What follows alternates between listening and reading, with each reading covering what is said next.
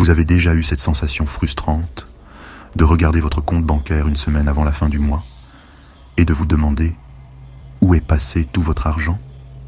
Vous n'avez pourtant rien fait d'extravagant et pourtant, plus un centime en poche. Si cela vous parle, sachez que ce n'est pas une malédiction, ni même une question de revenus. Le vrai problème, ce sont 3 erreurs financières majeures que la majorité des gens commettent sans même s'en rendre compte. Aujourd'hui, on va les décortiquer une par une. Si vous restez jusqu'au bout, je vais aussi vous donner des solutions concrètes pour enfin garder plus d'argent chaque mois et arrêter de vivre au jour le jour. Dites-moi en commentaire quel est le truc sur lequel vous avez le plus tendance à dépenser votre argent sans réfléchir. Voyons si on a tous les mêmes mauvaises habitudes. Connaissez-vous quelqu'un qui gagne bien sa vie, mais qui semble toujours être fauché? Dites-le moi dans les commentaires, sans citer de nom, bien évidemment. Erreur numéro 1, l'inflation du style de vie. Plus on gagne d'argent, plus on dépense. C'est exactement ce qui est arrivé à Ambroise. Ambroise avait tout ce que la plupart des gens rêvent d'avoir. Un poste de haut niveau dans une multinationale, un salaire à 6 chiffres, une maison magnifique, en plein cœur de Paris, et un réseau puissant qui lui ouvrait toutes les portes. À 52 ans, il était au sommet de sa carrière. Et pourtant, il était constamment à découvert. Cela peut sembler absurde, mais Ambroise était piégé dans un cycle que même les hauts revenus ne permettent pas d'éviter. Il commettait ces 3 erreurs majeures qui l'empêchèrent d'accumuler de la richesse. Si vous pensez que gagner plus d'argent suffit pour être à l'abri financièrement, restez bien jusqu'au bout, car l'histoire d'Ambroise va vous prouver le contraire.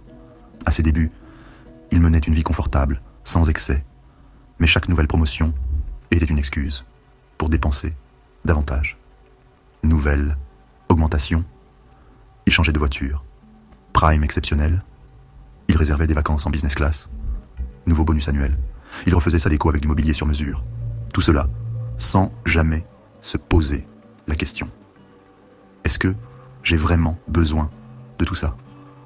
Une étude de Harvard Business School a montré que les personnes qui augmentent leur niveau de vie en fonction de leurs revenus finissent par être aussi stressées financièrement que celles qui gagnent beaucoup moins. Plus vous dépensez, plus vous créez de nouvelles obligations financières, et moins vous avez de marge de manœuvre. Comment Ambroise a corrigé cette erreur? Il a appliqué une règle simple. Si mon revenu augmente, mes dépenses ne doivent pas suivre immédiatement. Il a bloqué son budget de vie à un certain seuil et a décidé que chaque augmentation irait en épargne et en investissement. Il a aussi automatisé son épargne pour éviter les décisions impulsives. Posez-vous cette question. Si vous gagnez 20% de plus demain, comment dépenseriez-vous cet argent? Si la première chose qui vous vient en tête est un nouvel achat, alors peut-être que vous êtes aussi piégé qu'Ambroise l'était. Dites-moi en commentaire, quels sont vos plus gros postes de dépenses aujourd'hui? Voyons si on a tous les mêmes pièges. Erreur numéro 2. Ne pas se payer en premier.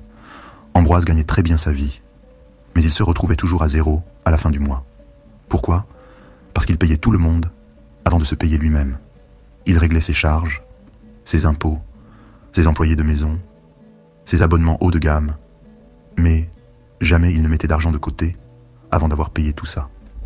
Une étude de Bankrate a révélé que près de 60% des ménages, même parmi les hauts revenus, ne pourraient pas couvrir une dépense imprévue de 1 000 € sans s'endetter. Comment il a inversé la tendance? Il a décidé d'appliquer la règle des 10%. Chaque mois, dès que son salaire tombait, il mettait automatiquement 10% de côté. Et si vous avez des dettes comme lui, crédit immobilier, emprunt, auto, etc. Il existe une méthode ultra efficace.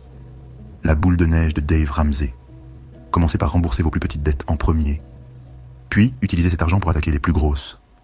C'est exactement ce qu'a fait Ambroise avec ses crédits à la consommation.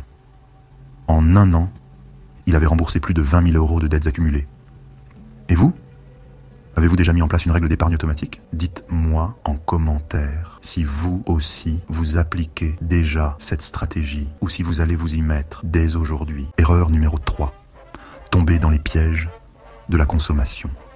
Ambroise était un homme intelligent, mais même lui se faisait piéger par le marketing. Chaque semaine, il recevait des recommandations d'objets haut de gamme, indispensables pour un cadre dirigeant. Une montre de luxe, un abonnement à un club privé et un smartphone dernier cri qu'il possédait déjà, mais en un peu mieux. Et comme beaucoup, il tombait dans le piège. Il achetait encore et encore. Selon une étude de l'université de Cambridge, plus nous sommes exposés à des incitations marketing, plus notre cerveau est tenté d'associer ses achats à un besoin réel. Alors que ce n'est qu'une illusion. Comment il s'est libéré? Il a mis en place 3 actions très radicales. Il a désactivé toutes les notifications marketing et s'est désabonné des newsletters commerciales.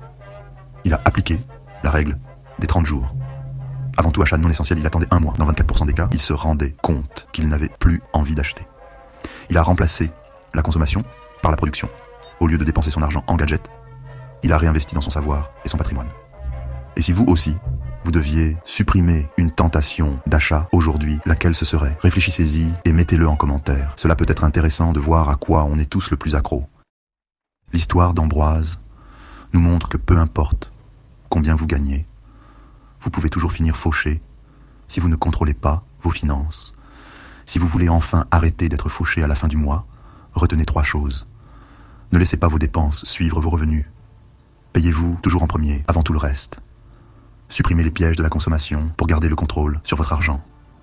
Corrigez ces erreurs et vous verrez la différence. Votre compte bancaire s'épaissira, votre stress diminuera et vous vous rapprocherez enfin de la liberté financière. Dites-moi en commentaire quelle erreur vous pensez avoir commise le plus souvent. Et surtout, si vous voulez commencer à investir intelligemment, cliquez sur le lien en description pour récupérer votre action gratuite. Regardez cette autre vidéo juste ici, elle va vous être très utile pour aller encore plus loin. Abonnez-vous et activez la cloche pour ne rien manquer des prochaines vidéos. Votre avenir financier dépend des décisions que vous prenez aujourd'hui.